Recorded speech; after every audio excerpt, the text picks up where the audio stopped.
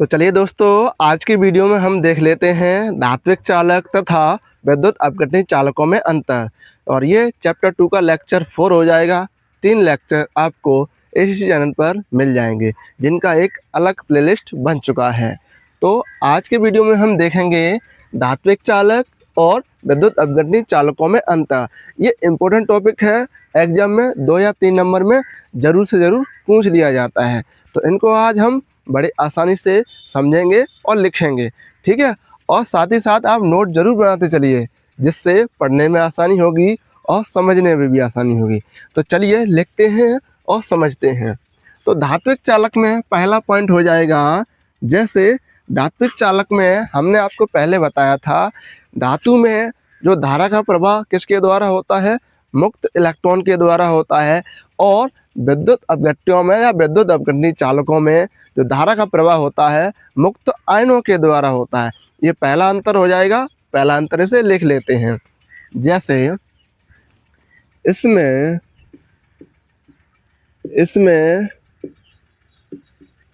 धारा का प्रवाह, इसमें धारा का प्रवाह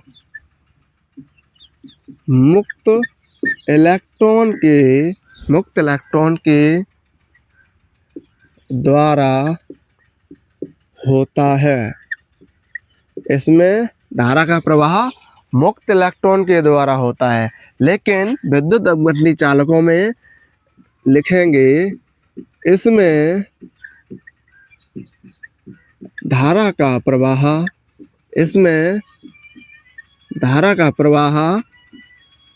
मुक्त आयनों के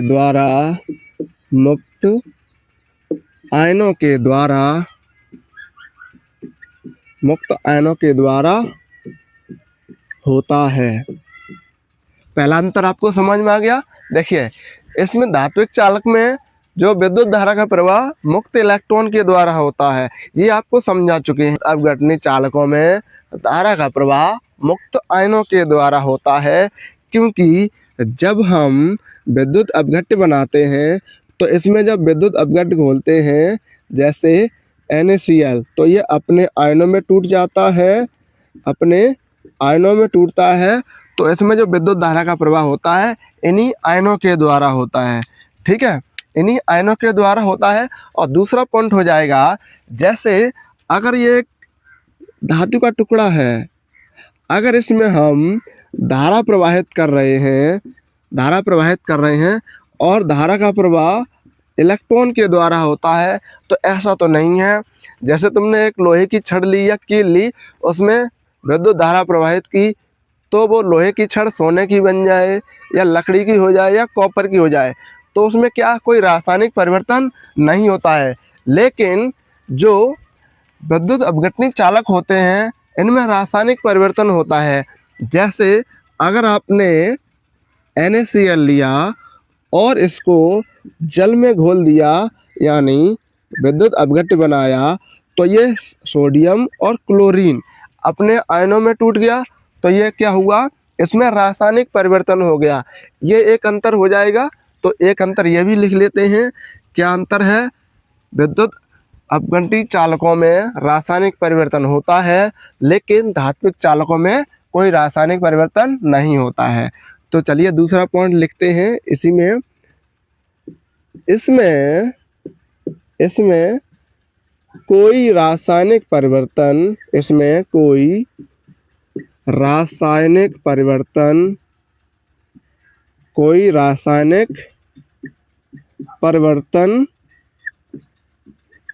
नहीं होता है।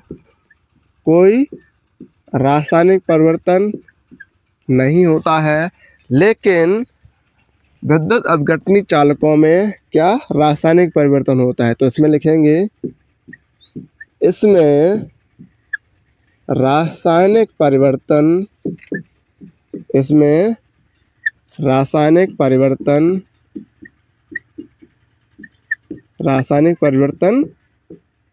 होता है। इसमें रासायनिक परिवर्तन होता है, ठीक है। अब देखेंगे नेक्स्ट पॉइंट कौन सा है? तीसरा। तीसरा पॉइंट दोनों का देखेंगे। तीसरा पॉइंट है इसमें यानी कि इसमें धात्विक चालकों में द्रव्यमान का स्थानांतरण नहीं होता है। इसमें द्रव्यमान का अभी समझाऊंगा इसे। द्रव्यमान का स्थानांतरण नहीं होता है। इसमें द्रव्यमान का स्थानांतरण नहीं होता है, लेकिन विद्युत अपघटनी चालकों में द्रव्यमान का स्थानांतरण होता है। तो इसमें द्रव्यमान का स्थानांतरण होता है। इसमें द्रव्यमान का स्थानांतरण होता है। कैसे देखिए, अगर ये एक लोहे की छड़ है, इसमें आप अगर विद्युत धारा प्रवाहित करोगे तो ऐसा तो नहीं है कि ये विद्युत जो धारा प्रवाहित करने पर जो धातु की छड़ है वो भारी हो जाए, वो ऐसा नहीं होता है। आपने प्रैक्टिकल भी किया होगा, ठीक है। लेकिन जो विद्युत अपघट्य होता है, अगर उसमें हम जैसे अगर ये NaCl घोल रहे हैं, इसका अणुभार होता है 58.5। ये आपने पहले चैप्टर में सीखा है, क्योंकि ये जैसे सोडियम का कितना होता है 23 और क्लोरीन का होता है 35.5। इन दोनों को जोड़ेंगे तो NaCl का अणुभार हो जाएगा 58.5। तो इसे जब हम जल में घोलते हैं तो ये NaCl अपने आयनों में टूट जाता है। और अगर ये विद्युत अपघट्य कॉपर सल्फेट का बनाएंगे CuSO4, तो इनका भी अणुभार अलग होगा। तो द्रव्यमान का स्थानांतरण हो जाएगा। यानी यहाँ से अब ये अलग अलग अपने आयनों में टूट रहा है, तो यहाँ पर ज़्यादा था, यहाँ पर कम हो जाएगा। यानी जब इसमें हम इलेक्ट्रोड लगाएंगे, इलेक्ट्रोड क्या होते हैं आगे पढ़ाएंगे। तो इलेक्ट्रोड लगाएंगे तो जो प्लस पॉजिटिव आयन होंगे वो जाएंगे नेगेटिव इलेक्ट्रॉन की तरफ, वो इलेक्ट्रोड की तरफ, और जो नेगेटिव आयन होंगे वो जाएंगे पॉजिटिव इलेक्ट्रोड की तरफ। तो जो ऊर्जा का इसमें स्थानांतरण होता है, लेकिन इसमें द्रव्यमान, और इसमें द्रव्यमान का स्थानांतरण नहीं होता है। ठीक है, पॉइंट समझ में आ गया। चलिए आप देखते हैं नेक्स्ट पॉइंट, चौथा पॉइंट देखते हैं। चौथा पॉइंट क्या है, देखो चौथा पॉइंट है जो प्रतिरोध है मुक्त इलेक्ट्रॉन के मार्ग में धनायन आने के कारण बढ़ जाता है। कैसे देखिए, बढ़ता नहीं घटता है। जैसे अगर ये धातु की छड़ है, ठीक है, धातु की छड़ है, अगर आप इसमें धारा प्रवाहित कर रहे हो, ठीक है, धारा प्रवाहित कर रहे हो, तो इलेक्ट्रॉन जो नेगेटिव से पॉजिटिव की तरफ जाते हैं, तो इलेक्ट्रॉन चलेंगे इधर। तो अगर इस पर हम विद्युत धारा प्रवाहित कर रहे हैं, अगर माइनस चार्ज माइनस से प्लस की ओर जा रहा है, तो जो पॉजिटिव चार्ज है वो बीच में रुका होगा कि नहीं रुका होगा, बीच में रुका होगा। देखिए ये इलेक्ट्रॉन है, यहाँ से चलना प्रारंभ किया, तो यहाँ से इलेक्ट्रॉन चल रहा है, तो बीच में प्लस आ गया, तो अब इधर से जाएगा तो पॉजिटिव चार्ज है, अब फिर भी होगा, तो यहाँ पर भी टक्कर लग गई, फिर इधर से जाएगा, यहाँ पर भी पॉजिटिव चार्ज मिल गया। तो मतलब जो इलेक्ट्रॉन विद्युत धारा के साथ चलेंगे धातु के अंदर, तो उसमें जो धनायन है वो रुकावट पैदा करेंगे, तो वो क्या करेंगे, इसमें यही प्रतिरोध हो जाएगा, तो प्रतिरोध इसमें ज़्यादा हो जाता है। तभी आपने देखा होगा जो तार होते हैं, बिजली के तार, वो ज़्यादा गर्म हो जाते हैं तो वो स्लो काम करने लगते हैं। ऐसे ही आपका जो मोबाइल है, अगर ज़्यादा हीट हो गया, गर्म हो गया, तो वो स्लो चार्ज होता है, क्योंकि उसका प्रतिरोध बढ़ जाता है। ठीक है, लेकिन जो विद्युत अपघटनी चालक होते हैं, इनमें जैसे ये विद्युत अपघट्य हमने बनाया, अगर आप इसमें Na पॉजिटिव और Cl नेगेटिव हैं, Na पॉजिटिव और Cl नेगेटिव हैं, बहुत सारे Na पॉजिटिव आयन उपस्थित होंगे और बहुत सारे Cl नेगेटिव आयन उपस्थित होंगे। तो अगर इसमें हम इलेक्ट्रोड लगाएंगे तो पॉजिटिव जो आयन है यानी परमाणु के जो आयन है धनायन, वो अगर नेगेटिव इलेक्ट्रोड की तरफ जाएंगे तो ये वाले आयन प्रतिरोध का कार्य करेंगे, और अगर Cl नेगेटिव के आयन पॉजिटिव इलेक्ट्रोड की तरफ जाएंगे तो ये पॉजिटिव आयन होते हैं परमाणु के, वो प्रतिरोध का कार्य करेंगे। यही एक पॉइंट नेक्स्ट है, इसमें लिखना है जैसे प्रतिरोध मुक्त इलेक्ट्रॉनों के मार्ग में धनायन आते हैं धातु के, किसके? धातु के आयन आते हैं, लेकिन जो विद्युत अपघटनी चालक होता है उसमें प्रतिरोध मुक्त आयनों के मार्ग में आते हैं। प्रतिरोध के मार्ग में प्रतिरोध क्यों बढ़ता है? क्योंकि मुक्त आयनों के मार्ग में विलायक के परमाणु आ जाते हैं। लिखते हैं चौथा पॉइंट, प्रतिरोध कैसा होता है? बढ़ता है। क्यों बढ़ता है? क्योंकि मुक्त इलेक्ट्रॉनों के मार्ग में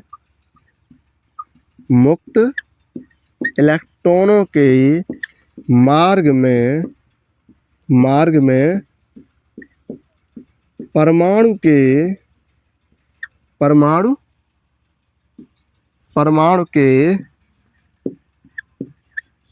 धनायन आते हैं। और धनायन किसके होते हैं? ये धनायन होते हैं धातु के।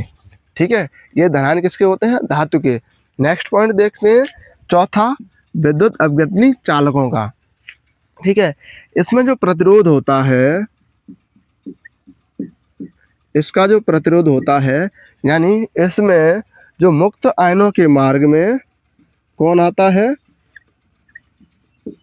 मुक्त आयनों के मार्ग में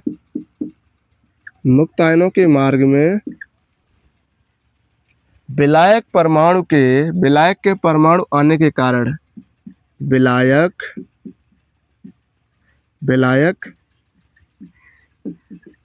परमाणु के कारण। ठीक है, विलायक परमाणु के कारण। ये चौथा पॉइंट हो गया। एक बार कैमरा चेक कर लूँ, हाँ सभी आ रहा है। चलिए आप पांचवा पॉइंट देखते हैं इसका। पांचवा पॉइंट क्या लिखा हुआ है? प्रतिरोध इसका कम होने के कारण चालकता अधिक होती है। जैसे सर्दियों में आपने देखा होगा जो बिजली है वो ज़्यादा तेज आती है। क्यों आती है? क्योंकि सर्दियों में जो तार होते हैं बिजली के वो कम गर्म होते हैं, इसलिए जो बिजली है वो ज़्यादा तेज आती है। तो इसमें क्या होगा? प्रतिरोध कम होने के कारण यानी जो धातुओं का प्रतिरोध होता है वो कम होता है। प्रतिरोध कम होने के कारण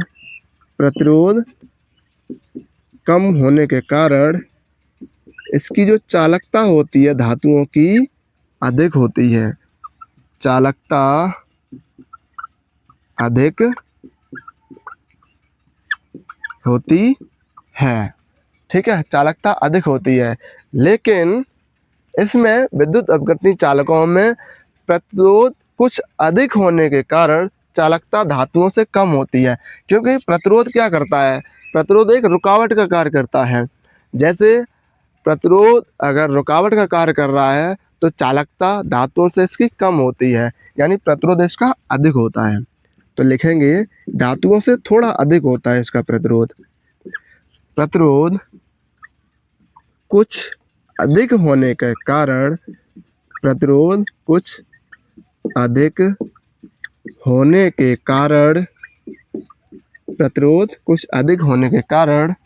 जो चालकता होती है,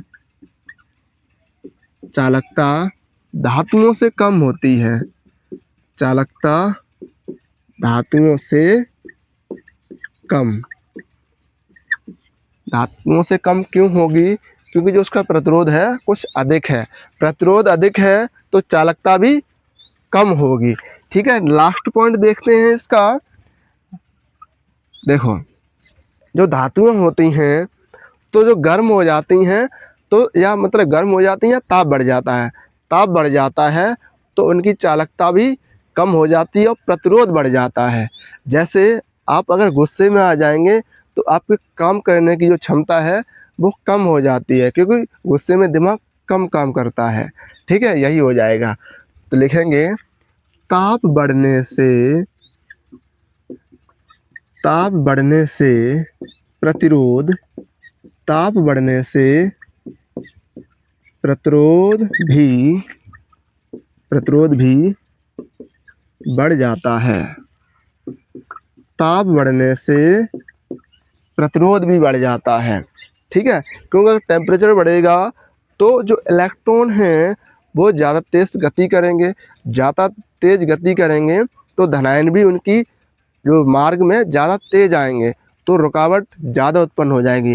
रुकावट को ही हम क्या कह देते हैं, वो विज्ञान की भाषा में प्रतिरोध कहते हैं। लेकिन जब विद्युत अपघटनी चालकों का हम ताप बढ़ता है तो इसका प्रतिरोध घट जाता है, यानी ताप बढ़ने से प्रतिरोध, ताप बढ़ने से प्रतिरोध घट जाता है, ताप बढ़ने से प्रतिरोध घट जाता है। ठीक है, ये थे धात्विक चालक तथा विद्युत अपघटनी चालकों में अंतर। ठीक है, ये इम्पोर्टेंट टॉपिक था, इसलिए हमने आपको ये सेपरेट वीडियो में अलग दे दिया, क्योंकि इसको अलग से पढ़ाना ज़रूरी था जिससे आपको समझ में आए। आप चाहे इसका नोट्स अगर लेना चाहें तो डिस्क्रिप्शन में लिंक है, वहाँ से डाउनलोड कर सकते हैं। तो कल की वीडियो में हम प्रतिरोध, विशिष्ट प्रतिरोध, चालकता, विशिष्ट चालकता क्या होती है वो कल के वीडियो में देखेंगे। आज की वीडियो में इतना ही रखते हैं, मिलते हैं नेक्स्ट वीडियो में।